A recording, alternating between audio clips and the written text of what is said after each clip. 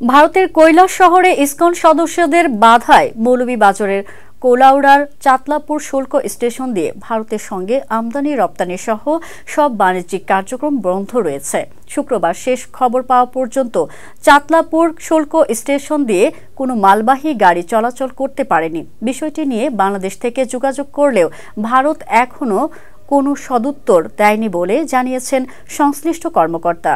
জানা গেছে, বুধবার বিকালে ভারতের কৈলাস শহরে ইসকন সদস্যরা চাতলাপুর শুল্ক স্টেশনের রাস্তা বন্ধ করে দেয়।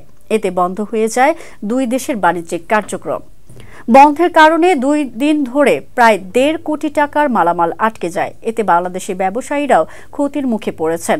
চাতলাপুর এলসি স্টেশনের ব্যবসায়ী সমিতির সেক্রেটারি সোহেল রানা চৌধুরী ও ব্যবসায়ী রুবেল আহমদ জানান, বুধবার থেকে আমদানি রপ্তানি বন্ধ থাকায় প্রায় 1.5 কোটি টাকার মালামাল আটকে রয়েছে।